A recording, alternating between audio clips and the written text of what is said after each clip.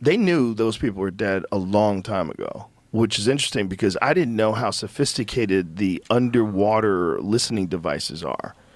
But they have these super sophisticated underwater listening devices everywhere to make sure that Russia's not sneaking up on us. Because Russia will sneak up on a motherfucker. Russia snuck up on people before. Sir, none of that is for Russia. You think it's for aliens? None of that is for Russia. Do you think it's for aliens? That would be the wildest shit of all time. They have underwater listening devices because they knew that aliens were under there. Okay. Let's see if this is weed talk or not. Let's go. So, which one do we know more about? Do we know more about space or do we know more about the oceans? We know more about space. Yeah. Quite a bit more. Okay, so yeah. And part of that is because the ocean's very difficult to penetrate. At some point, it's government. They're hiding things from us. I would hide things from people. I would definitely make it illegal for you to have a submarine. You could have a yacht. Don't get crazy. You can't go underwater. I got to know where the fuck you are. If I need to collect taxes. Well, if you're floating around, I could pull up. It was a conspiracy theory at one point that you know the government got bases inside the mountains. Right. Well, until they had to expand the boundary behind Area 51 and make Area 51 larger, they never even admitted it existed. It wasn't until the Obama administration that they actually came out and said, Area 51's a real thing. We need more land. Do you ever see the video of Bob Lazar, the guy who used to work there? Have you ever seen that guy? They're MVPs. So are they. And he is, too. That's a I wild was following old Bob Lazar. Yeah. What do you think about that? Do you think he's telling the truth? Here's the thing, Joe.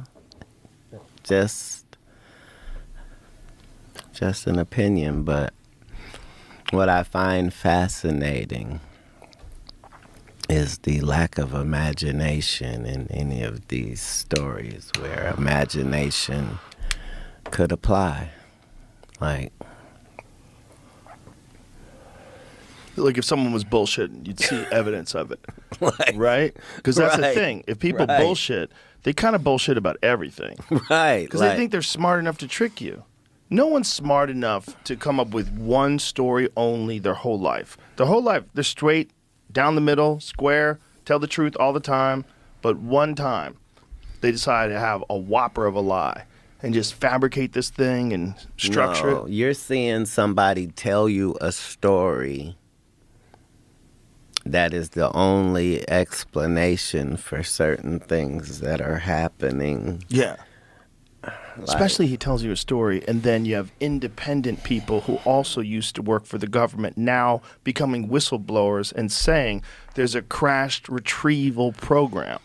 Crashed UFO retrieval program. It goes back to what I'm saying, Joe. This is how you say this without getting canceled. Look, you do think they're doing something, don't you? They're doing something. They wouldn't tell us everything they're doing. We want to believe nobody's doing nothing. Like, no, we're doing stuff. Like they're doing something. They're just not telling us. That's part of it, though, right? You know what the people involved in the retrieval call the vehicles? They call them donations. Right. Well, because that's what they think they are. They think that the limited times that these crafts have shown themselves. You as the driver or the occupant didn't mean for that to be your destination. And you don't take anything. You only give. Therefore, that's why it's known as a donation. Because it's like, it's what you would say if one of those meteors that we were talking about, if one just the size of a refrigerator landed in your backyard. Like, $1 billion can land in your backyard, easy peasy. Or obliterate an entire city and send everybody back to the Stone Age. That's the wildest one. Right, but But it's not that wild if you look at the moon. Right. The moon shows you the evidence that that's a thing. Pelted. Right. Like, If we could just look at it, it's just filled with holes. right. Big fucking craters all over that you could see with the naked eye. Well, I'm saying most of the people that are in America and drive in urban settings know what potholes are. And so, it's the same thing.